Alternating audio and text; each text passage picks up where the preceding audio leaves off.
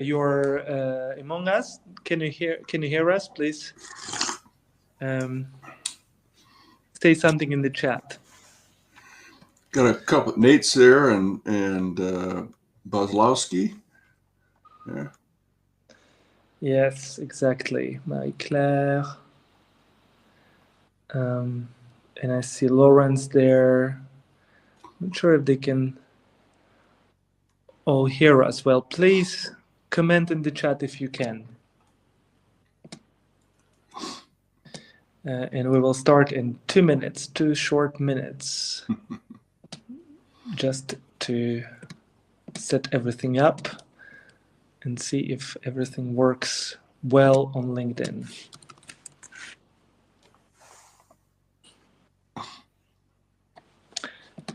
Okay, so I still don't see any comments in the chat of the.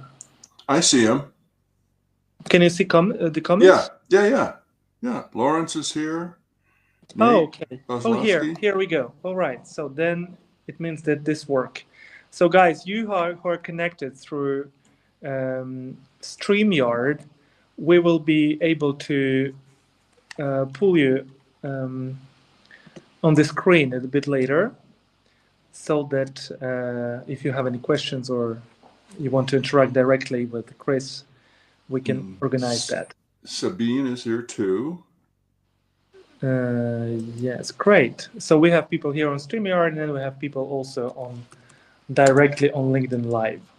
Got it. So great. Let's start our second webinar on strategic organization design. And so this time we're going to more focus on AI and what implications for organization design. But before that, I will share with you a couple of informations. First, of course, about us, who we are, and the school, of course, and then a very interesting research that we have done in France together with ChooseMyCompany. ChooseMyCompany is like great place to work. They are serving how the engagement levels in the companies, and they ask different questions about how people feel involved, do they understand decisions, about their work life experience, how engaged they are. And this year we have partnered with ChooseMyCompany as Rennes School of Business to learn more about the connection between AI support that companies offer to their employees and the levels of engagement. So we have some interesting things to share with you. So the session today, strategic organization design and AI transformation. Is efficiency the wrong indicator? Okay, this is the teaser. And I'm here with Chris Worley. So my name is Evgeny. I'm Executive Education Director for the school, developing our programs to support business and individual transformation through learning experiences.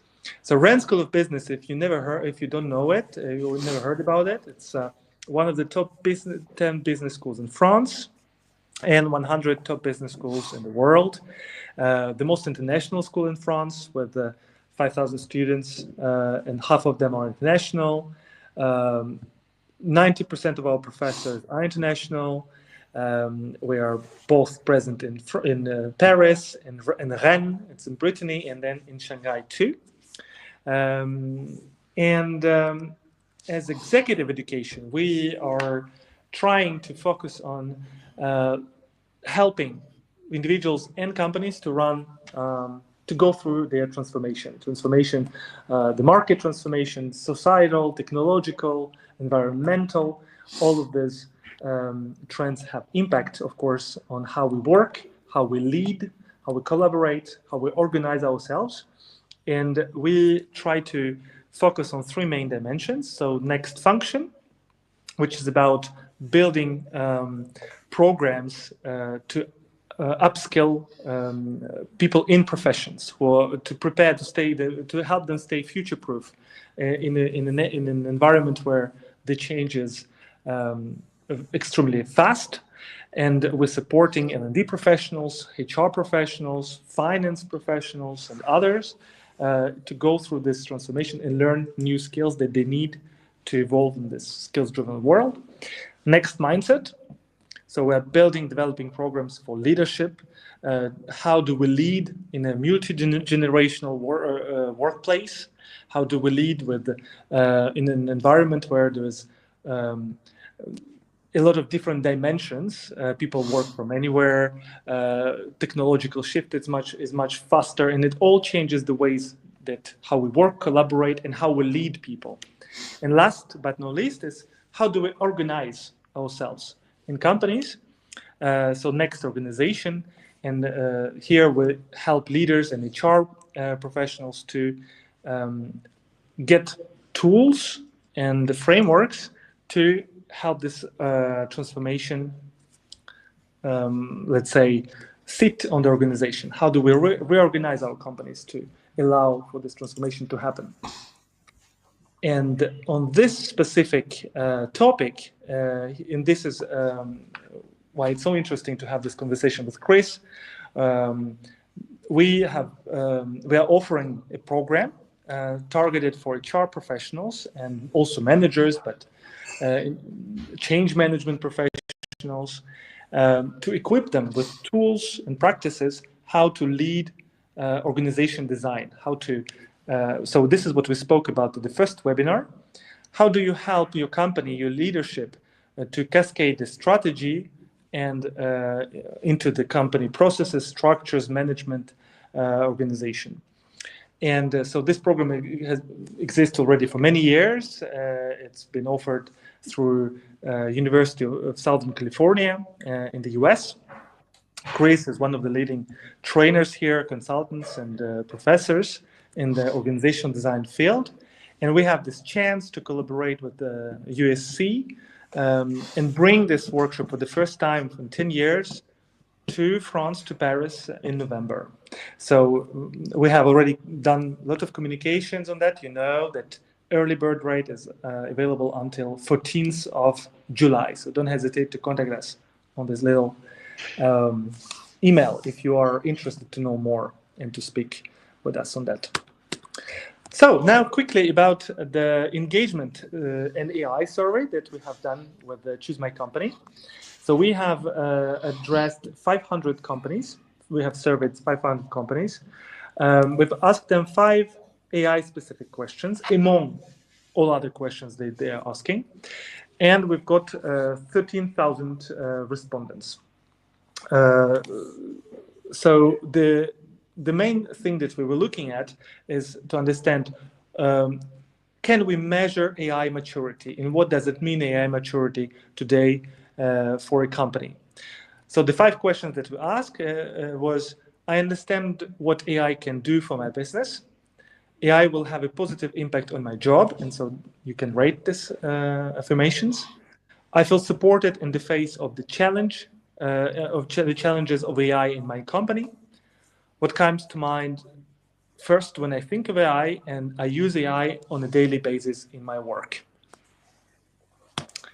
So what we've learned is, maybe it comes with no surprise, is that 64% of respondents see AI as an opportunity for their job. So this is also reassuring somehow. We could think that it will be more seen as a threat. But so far, it seems that it's really perceived as an opportunity, which is a really good signal for organizational transformation and change. 59%, though, understand also how they contribute to their business, through how this AI can contribute to their business, to the company in the future. But 63% think that they are not sufficiently supported through trainings, tools, or communication. So this is an interesting finding, which says that on one hand, there is an optimistic outlook on the AI transformation and opportunities, and at the same time, still the majority do not feel sufficiently supported to sees, let's say, the full potential of what AI can offer for their job and occupations. And so what we have seen is that when you integrate AI in your HR politics, when you build training capacities, when you communicate clearly on what AI brings to the company, the engagement rate actually jumps. We've seen 11 points of difference between companies who score high on AI maturity and those who score low. So this is what we actually call an AI maturity index. And where it really becomes interesting is that when you see the biggest indicator which influences the employee engagement in companies is the transparency of decision making. So this is generally not only based on this 13,000 respondents, but generally out of all the respondents, we have found that the biggest indicator is how transparent decisions are. And we see that this indicator is actually getting smaller. So people generally feel that they don't understand how decisions are made. And it's even more important when we speak about such big transformations like AI. If the employees do not feel supported, do not feel that there is a clear, transparent, and robust communication on what does AI mean for their jobs and for their company, this, of course, is associated with lack of transparency in decision making. When the decisions on the introducing or not AI technologies will take place. So, as Rennes School of Business, we of course try to support businesses through three different dimensions. So, first, of course, we are doing a lot to support our students, because our students are the future professionals in the firms. And so we try to train them how to use responsibly artificial intelligence. So we have partnered with Microsoft, where we try to really have AI specifically focused courses, and not only how to use ChatGPT, but also go much further, how to have a critical thinking, what we can do, what we cannot do, and what we should be aware of when we use artificial intelligence. And then we try to also put them in contact with companies. So we have started, the first school in France, we've started doing reverse mentoring on artificial intelligence. So we've done so with Danone, with Safran, with the SNCF, and we really believe that earlier, as earlier the companies connect with the students on artificial intelligence, the better they will be prepared to onboard them when they come into the business. And also, we're also seeing that in companies, this creates a huge engagement. So generally, employees like connecting with students on this kind of topics. And our students, they bring a lot. For the professionals, we also offering first AI upskilling for specific professions. So we are focusing on actually professional skills in finance, in HR, in marketing. This will not have the same usage of AI, and there are very specific cases that you can learn to be more performant in your own occupation. So we are doing this, and then we also try to help professions grow through dedicated certifications. So we've done a project with Tomorrow Theory in France through HR AI project director, where we equip HR leaders with AI skills, how to actually help your company to lead AI transformation through HR processes. AI transformation through HR processes, of course. And then the last, again, addressing organizations through strategic organization design that I've just talked to you about, that we work with Chris on it. And hackathons, the one that we've done with, namely with Microsoft, where we've done a huge event for 100 employees in Microsoft, training in France, training their salespeople how to pitch their AI solutions to personas that they usually are not used to talk to. So once we have addressed this context, where I would really like to hear from you, Chris. What do you think about the, maybe first, of course, this findings, if this brings to you any idea, and then how this can be connected to organization design? Yep. A quick question, Evgeny. It's in the chat, and that is are there certificates other than HR available?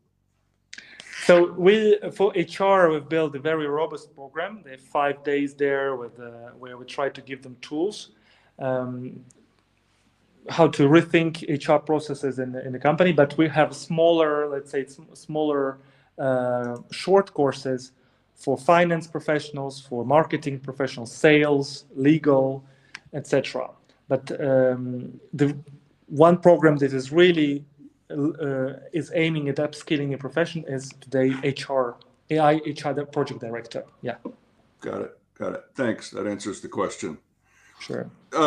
My comments or my responses to the AI survey are that it's really interesting to hear about the transparency piece. Right. When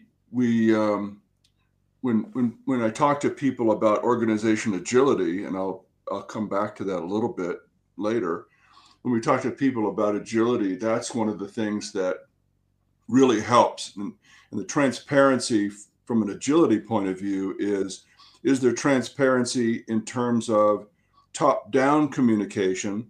These are the decisions that were made. This is why we made the decisions, and there's a really strong sense of transparency and openness about that. The second piece is transparency from the bottom up, and that is to what extent do people at the top of the organization understand the lived experience of people on the front line of the organization. And so there has to be this vertical up and down transparency and communication, and that contributes a lot to shared leadership, the ability to empower people in the organization. It contributes to a better coordination between and among the different levels and functions of the organization. So the notion of transparency, I think, is important from an organization design point of view that way. Second way I think is important is the idea just went outside my head. I was thinking of it, and then it left my brain. Must be too early in the morning here in California. What is it? Oh, I'll blurt it out at some point. Oh, I know what it is. It has to do with human-centered AI policies and the extent to which those policies promise transparency, because with AI, information flows now move down in the organization, and frontline customer-facing people have more access to more operational and strategic data than sometimes even the executives do.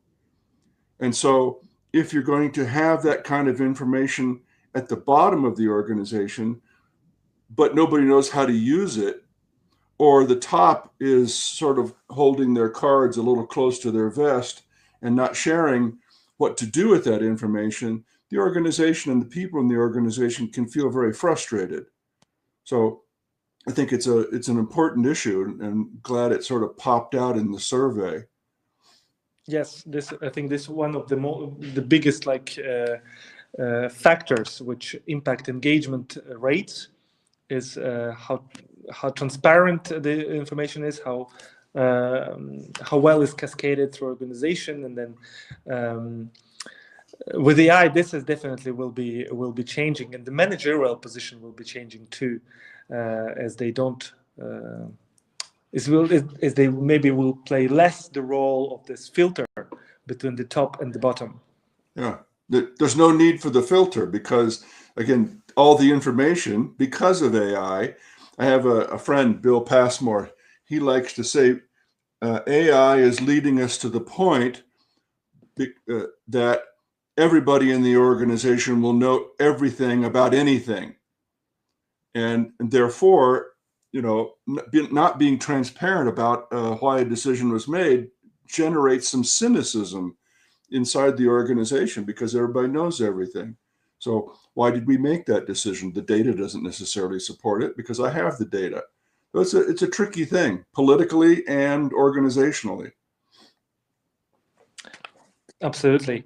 So, Chris, I know that you have an interesting take on this transformation that we are facing, and you connect this somehow to the Industrial Revolution. Can you explain what's on the slide? Yeah. So one of the things that Evgeny and Dean Adelson-Borge asked me when I first came on with the Rennes School of Business was, could I look at this relationship between AI and an organization and sort of develop a point of view or a perspective on this, so that as a school we had this perspective and understanding of how things work. And so I've been interviewing organizations. So far, it's about 10 organizations, 12 organizations, most of them in Europe, a few in the United States, but most of them have been in Europe, including organizations like Accor, Thales, Microsoft in both the United States and Europe, Adidas, Mazars. It's been a really good sample of companies from different industries that we've been able to talk to. And today is kind of one of the first times we've shared some of this data publicly and some of the implications that we find or that we're developing, right? And so I'm real curious, to hear from our participants and the people in the audience how some of this lands for you, and does it make sense and seem to resonate in terms of your experience. I put this little piece up here because one of the things we noticed. Well, let me explain the slide. Right, the notion when the Industrial Revolution happened, obviously we had a lot of technologies. We had mechanization, steam engines, the development of assembly lines, and different things. And as this mechanization, kind of reshaped economies and organizations and all kinds of things. As a society, we had a choice about how we were going to integrate those technologies with organizations. And there's a very classic book called The Second Industrial Divide by two economists. And they went through and showed how organizations chose efficiency, control, specialization as an organizing method over communities and craftsmanship. And this set organizations and to some extent society on a path that was dominated by efficiency. And that system, the technological revolution part of the Industrial Revolution, as well as the organizational choices that were made, if you think about history now, that has produced enormous wealth, right? Enormous wealth, enormous amounts of innovation of various kinds. And it has raised the global standards of living. It has been an incredible success on the one hand. On the other hand, this same system has also created an enormous gap between the haves and the have-nots, and income inequality and wealth inequality. It's contributed to a considerable amount of environmental damage. and it has marginalized and polarized segments of society, right? So I think with the scope and pervasiveness of AI, I think we have to ask the question is whether AI will continue this pattern of wealth creation, innovation, right, and global standards of living, or will it continue the path of environmental degradation? I'm sure people in the audience know how much power is required to make these AI engines work, how much water resources. Literally, the building of data centers to support AI has bent the demand curve for electricity. And it's got tremendous impacts. And the question that we face, again, as society, our choices, are we going to continue this pattern with AI, or will we be smart enough to use AI to pursue human purposes, right? So I think that's kind of the issue. And I think broadly what we noticed in the interviews is a certain pattern that organizations go through when they adopt the technology. They first kind of everybody plays around with it and finds out, what it can do. They want to know, should I thank AI for giving me that answer since I had this relationship with it? They play with it. Then they sort of wonder, well, how might it be used inside the organization? And can we develop some use cases where we could apply AI? And then they start to ask broader questions of implications. Oh, well, how far can we go with this technology and what will it do inside the organization? And that's kind of what I want to play with today. I want to play with some of the impacts that we're beginning to understand and raise some pretty provocative questions, hopefully provocative, for our audience to sort of think about and consider. So if you go to the next slide, I can just real broadly give you a sense of, the context that we're in today. In the upper left, of course, we've got the technology itself. And if you aren't amazed by the progress the technology has made in a very short period of time, you're not paying attention. The notion that, pretty much everybody has been playing around with these large language models, ChatGPT, Claude, the different ones that are out there. We're into agentic AI now. We're trying to figure out how to include AI as a team member. And eventually we're going to hit artificial general intelligence. And the predictions here are kind of dire. I'll try and share one here in a second. So that's a force that's really working hard. And organizations are having to adjust to this disruption. At the same time, I think it's important to look at several other forces that are acting on organizations at the same time AI is. And that is, many managers and executives in organizations have performance contracts. Those performance contracts are often very short term, encouraging organizations and those executives to make decisions quickly that have a return on investment in a relatively short period of time. So that there's self-interest at the part of executives to continue to contribute to the organization and push the organization towards higher level of performance in a short amount of time. Upper right, I use that one to say that the customer is also technologically enabled.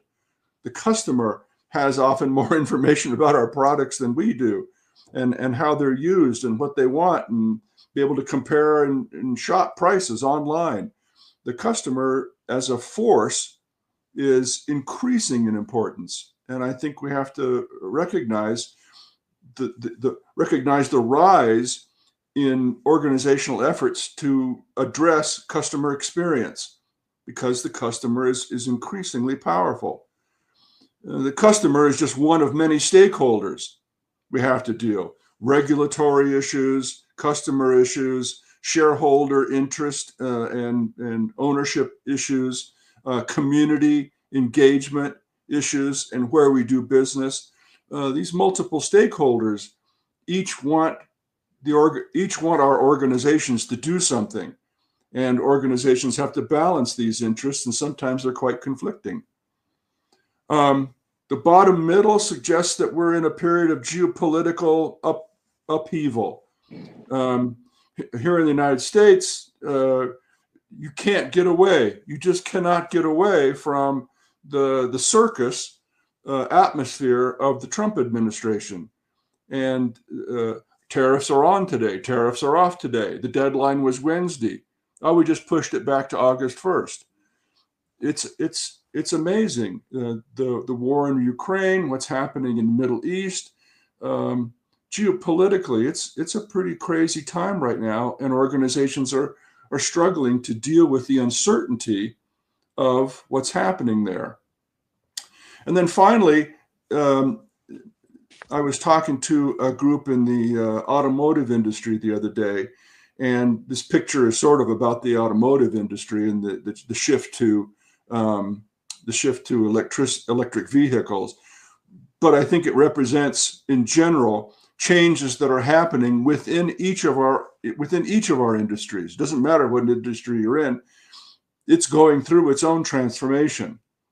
And so, in addition to these more general trends, each industry has its own particular dynamics that have to get addressed. And so, my colleagues and I, Bill Passmore and Stu Winby, we've been talking about the stress organizations are facing, and we've captured that by the phrase, there's a technological lead and a social lag. The technology is running so fast and developing so quickly, but our organizational systems are unable to keep up with it. That's what we mean by technology lead, social lag. And we have 5th and 6th generation technologies operating within 2nd generation organization designs, structures and processes and systems. And it's just not a good fit. And there's a lot of struggle and tension. And I think overall what these forces are doing is they continue the trend started in the Industrial Revolution. That is, the focus is on efficiency. How can I make things more efficient?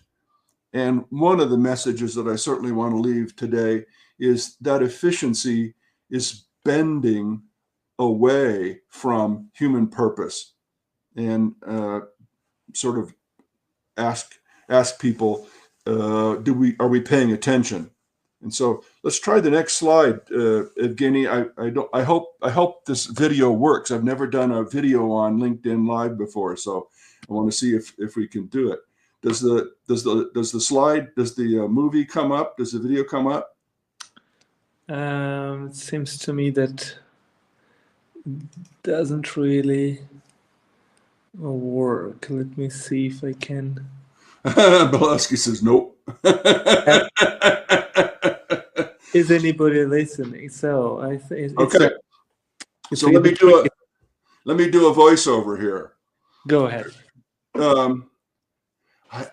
I suspect it has something to do with the algorithm, but on my Instagram feed, I have been getting just about every time a CEO from an AI company speaks, I get the video on my Instagram feed. And so I've been tracking the comments that these different CEOs from Anthropic, Meta, Microsoft, OpenAI, I've been watching their comments. And this particular video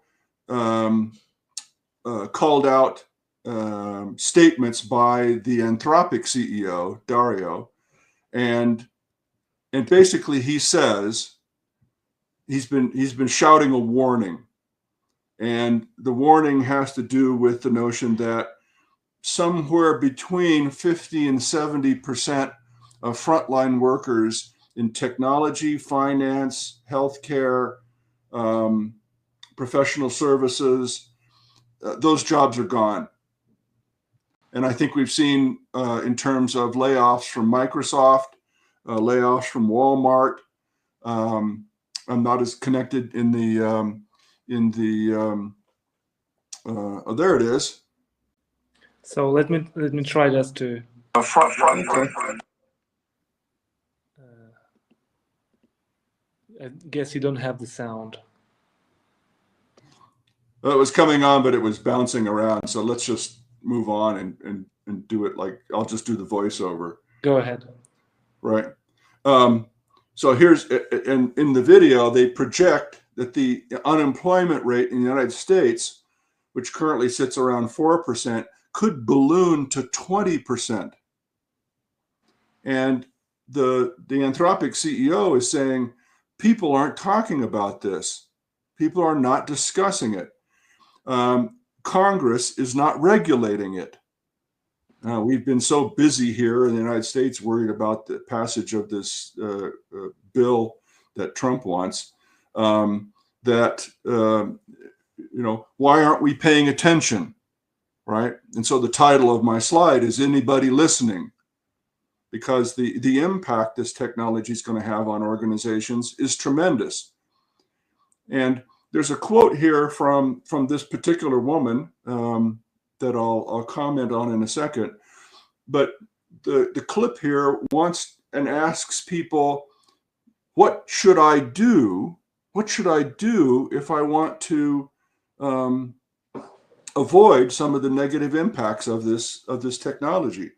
And she makes some comments that I thought were particularly interesting in terms of really be good at your craft. Really, really be good at your craft. You need to develop expertise in your craft and do the things and perform the kinds of tasks that AI can't do, which are related to interpersonal communication and sort of the human sort of issues. And then on top of that, I'll add one more thing.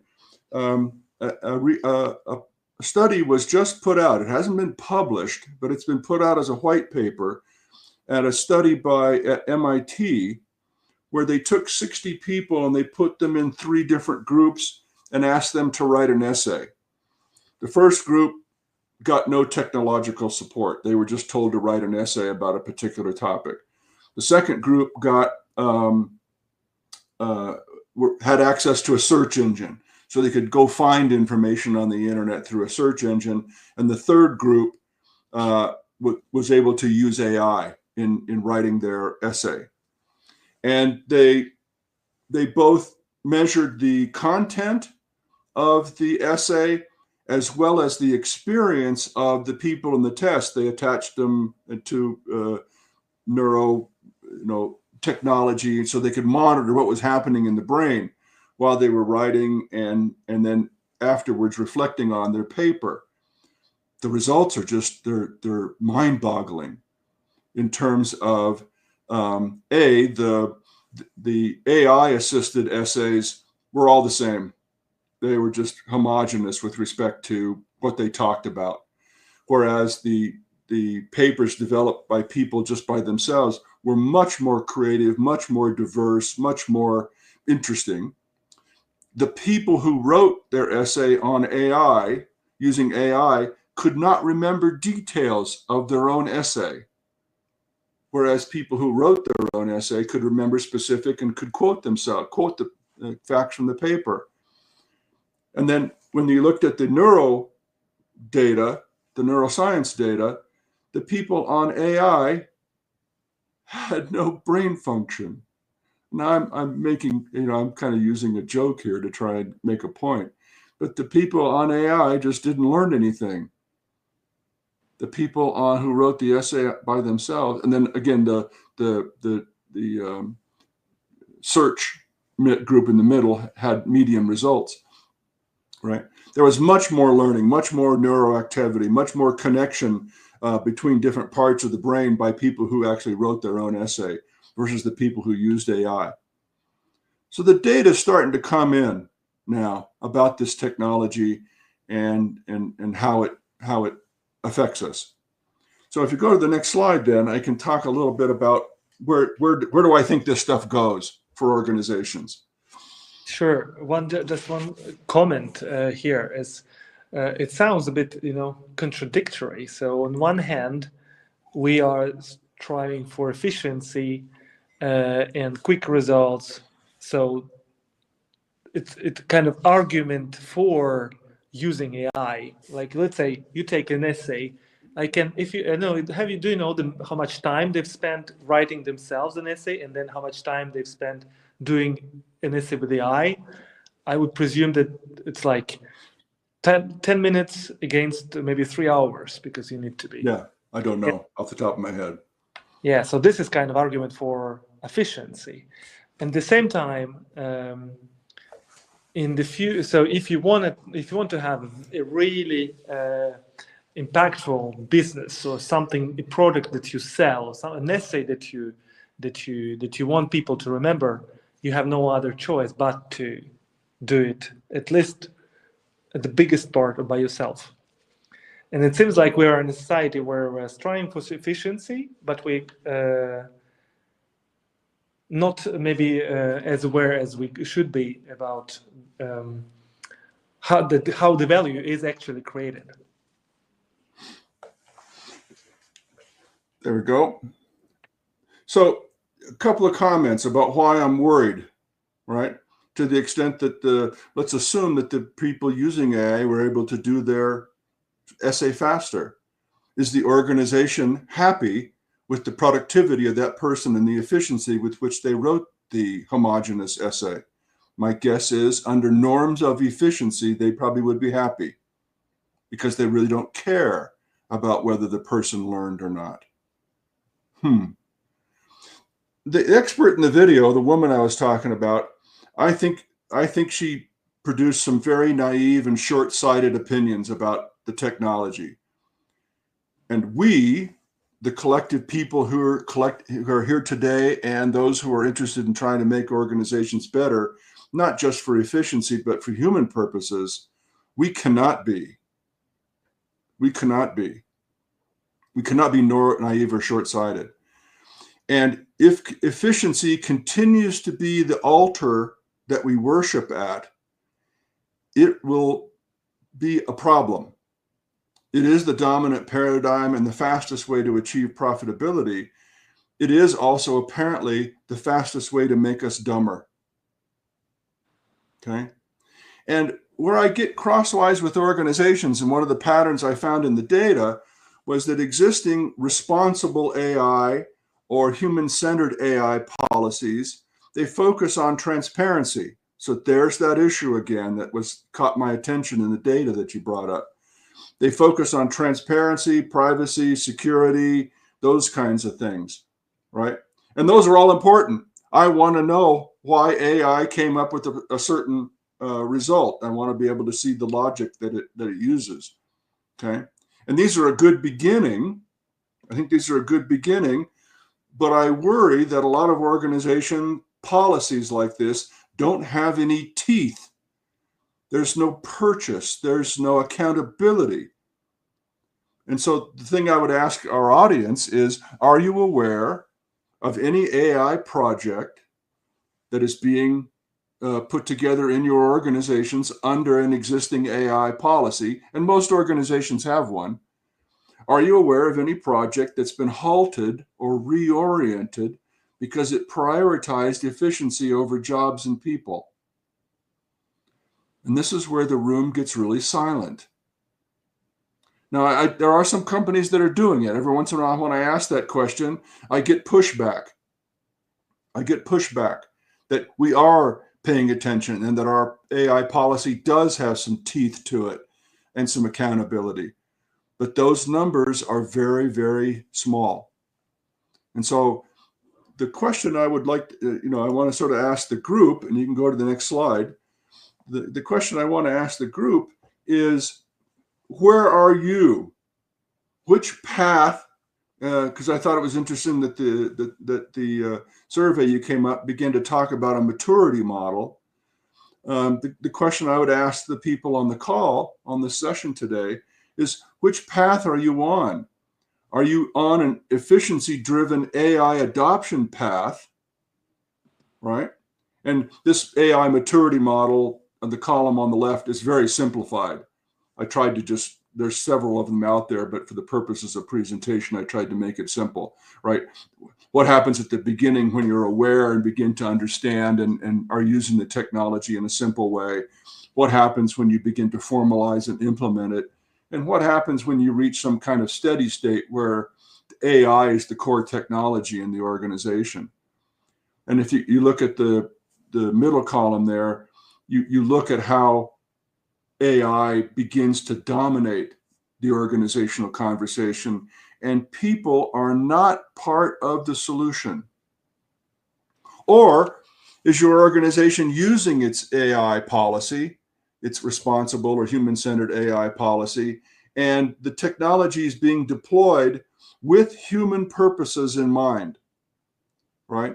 So we commit to and reinforce initiatives that incorporate these ethical considerations and user-centric, whether it's customer-centric or employee-centric, worker-centric, right?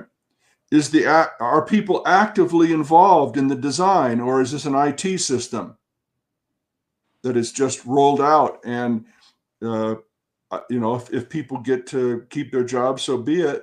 No, people are included in the design, and the AI system is actually created to support and enable rather than replace people.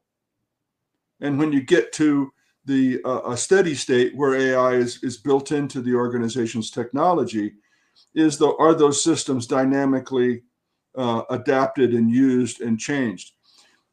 Because in both cases, again, what we find in both cases, as soon as you adopt AI, as soon as you put the organization, you set the organization on a rail of change. And the organization now must adapt. Technology lead, social lag. And we have to sort of figure that out. And so my question for the audience is, which one are you on? Are you on a path of AI maturity where the technology is driving the org design under norms of efficiency, and I really don't care about what happens to the people? Or are you under a AI principled, human-centered principled thing where we are in charge of deploying the technology in service of human purposes? I think that's an interesting sort of question for us to wrestle with. And then my last slide is about what do we do about it? Let's just, sorry, Chris, let's let our audience think 3 minutes about these questions. And meanwhile, I would like you to answer a question from Jenny Cruz, who is asking, who is wondering about how AI impacts our children's level of reasoning and long-term impact on their ability to problem solve. Do you have an opinion on that? I don't have an opinion. The data is coming in. All right. It starts, Jenny, with this. This has already been shown to be addictive, and the algorithms are a problem in that they're intended to addict us to this thing, doom scrolling and all that stuff. The data now is coming in about AI and its larger impacts on our ability to solve problems, adapt, create loneliness. The algorithms are actually creating loneliness. They're hurting our ability to reason. And so, oddly enough, in my classes now, when I teach, I actually ask people not to use their computers, because the data shows that when you write notes by hand using a pen or a pencil on a piece of paper, you actually learn more. Typing does not produce the same amount of learning. And I don't want to be a Luddite. I don't want to be someone who says we shouldn't be using technology. I think it can be used. I think that's the point.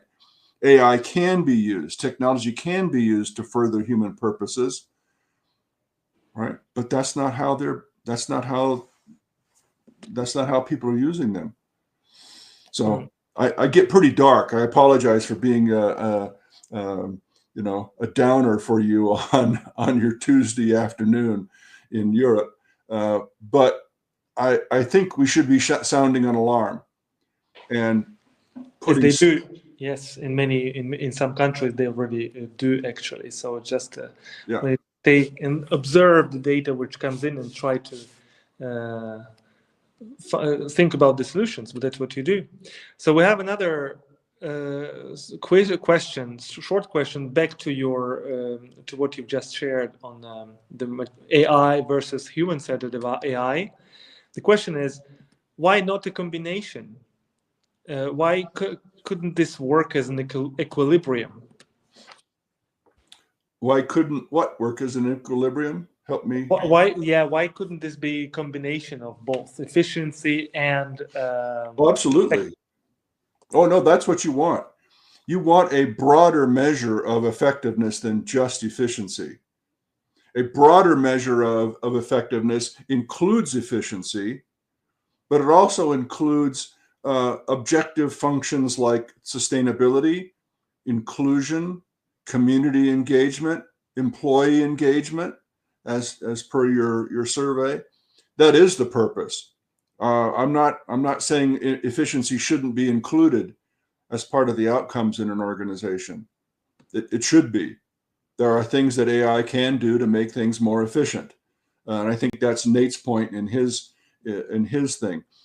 The factory production actually is trying to be more flexible, and flexibility is kind of the antithesis of efficiency, because with flexibility you have extra resources that you can draw on to make changeovers in plants and production runs as you move between products. So organizations are not just about efficiency; they can be about broader measures of effectiveness, which I think is the purpose, right? I think AI can do some really great things around efficiency. It's when efficiency becomes the single outcome that we're looking for. Let me go to the last slide because we're a little short on time, and I want to be sure that people see that there is a possibility. There's a way through this, and it requires that we put some stakes in the ground, right? It requires that leaders begin to shift some things in the organization that put a human-centered AI policy in place with teeth. Right? I keep using that word with teeth because I think it's important that it's not a check the box exercise. So we've got to shift our outcome from being concerned about increasing and maximizing shareholder wealth and maximizing profitability to looking at sustainable profitability. Right? Maximize profitability, if we can achieve it in the short run, is not always possible in the long run. We have to move from efficiency to broader measures of effectiveness and put this notion of enabling values related to human-centered AI. Those have got to be the starting points. And boards of directors are going to have to be involved. Senior managers are going to have to be involved. I think leadership and information processing has to shift. We have to look at empowerment and engagement in organizations. And this is where the transparency thing comes in. Senior leaders will have to maintain strong control over process and purpose, but they also are going to have to learn how to place the cursor, right? There are some decisions that should be made top down, and that's where you put the cursor up at the top of the page. And sometimes you got to put the cursor at the bottom of the page and say, the answer to the problems I'm trying to solve exist at the bottom of the organization with the frontline workers. And I need to have that transparency between the two to run. And this is going to result in a shared leadership philosophy that empowers all people because AI is moving information down. And the last one, just because I think it's interesting, it comes back to the work I've been doing on agility. I never thought the work on agility was going to be relevant to AI until I started looking at the patterns here. We have to have structures We have to have structures that enable both efficiency, right, exploitation, and we have to have structures that explore and innovate and create. We have to have both. That's how you will sustain profitability at above average level. We also have to have structures that put people in touch with the environment, so we remain aware of what's happening in the world and how we can bring the future into present discussions. And then maybe finally, we've got to jointly optimize the way we design work. We can't design work just for technical efficiency and economic efficiency. We have to optimize work for technical efficiency and human purpose, and employee engagement, and career advancement, and skill development.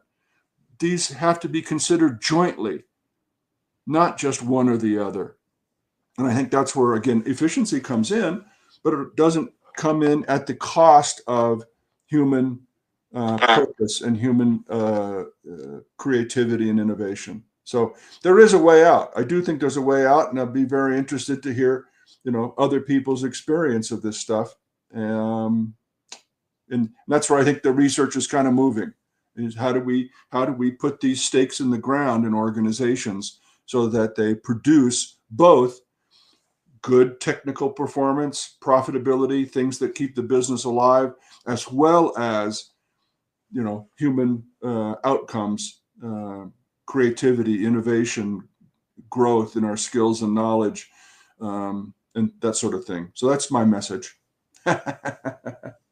So, Chris, one of the questions that I'm asked when I speak about organization design and the work that you do on the strategic organization design, the workshop that we're bringing to France, they are asking whether AI changes anything to the methodology of doing organization design. Should we still learn strategic organization design as it is, or will this be changed by in relation to AI? I don't think anything is going. I don't think. I'll make kind of a broad statement.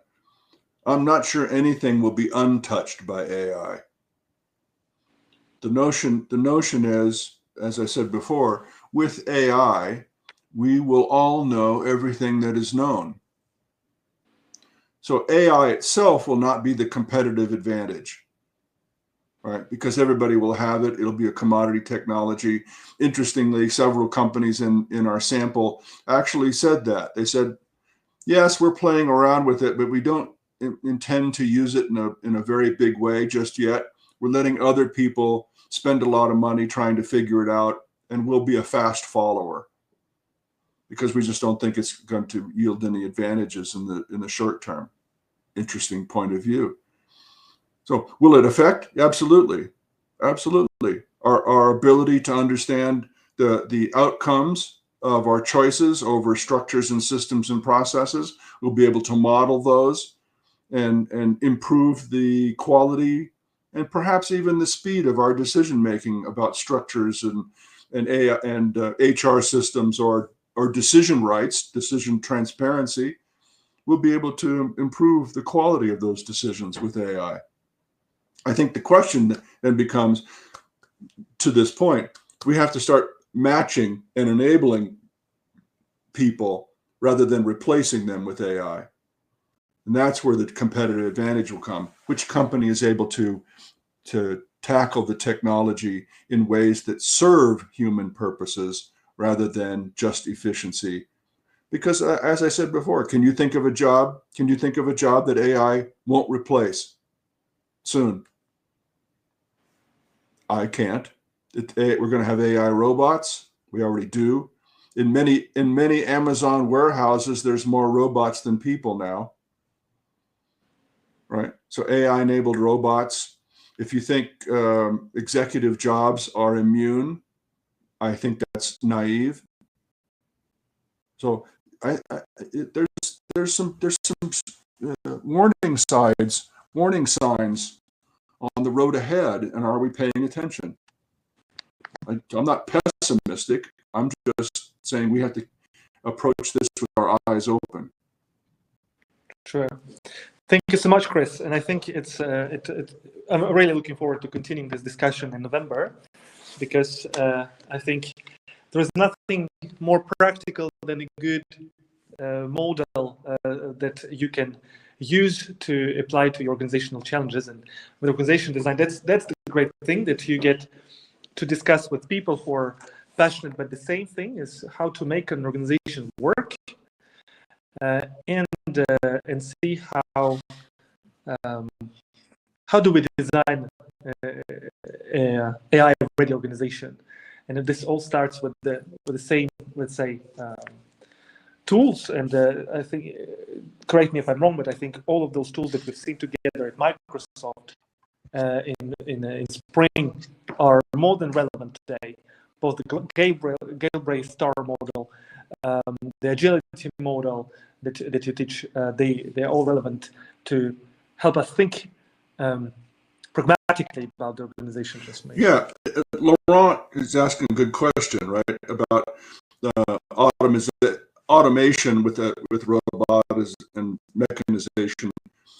Can AI create engagement, collaboration, and capabilities, right? What is the organization's culture, values that are actually in use? I'm not talking about the ones on the website. I'm talking the ones that are actually operating inside of organizations. And I think this is the point of using a human-centered AI policy or responsible AI policy as a starting point, marrying that policy with existing values in the organization that support change in people, and then giving those policies some real accountability and some real power in the organization, so that they're not a check the box issue. If those values then drive AI adoption and deployment in the organization, I think this is where I'm quite positive. I think there can be a very, very strong, powerful, and positive collaboration, human-machine collaboration, that can solve a lot of really important problems in our society. Think about what happens if we start using these technologies in any number of diseases, right? Can we use AI to help model climate change and propose solutions to them? Absolutely. So I think the question becomes, it's how we're going to implement and deploy AI with the technology to produce the outcomes we're looking for. I think that's the key point. So it's the last phrase in your question. It's really the most important. Is where does the organization stand? And is it broader measures of effectiveness that employ or that accept and admit these other kinds of issues? So I think that's you're spot on. Oh, Laurent, you asked two questions. I see the first one up there. No, with AI, people before AI, senior managers, middle managers, their power was derived from having certain kinds of information and knowledge. And with AI, that knowledge and information becomes transparent and democratized. And so more people in the organization will have more information, and sometimes better information than people at the top of the organization. So I think there's a shift there in terms of where the knowledge is available and who has access to it. That will have to be addressed some way. And that's why I think empowerment makes perfect sense as an organizational strategy or engagement, right?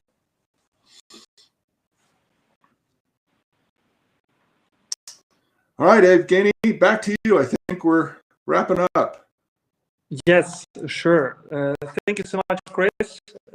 This, I think, interesting conversation. There are so many things that you touched upon that we could do a 4-day program on that. What do you think?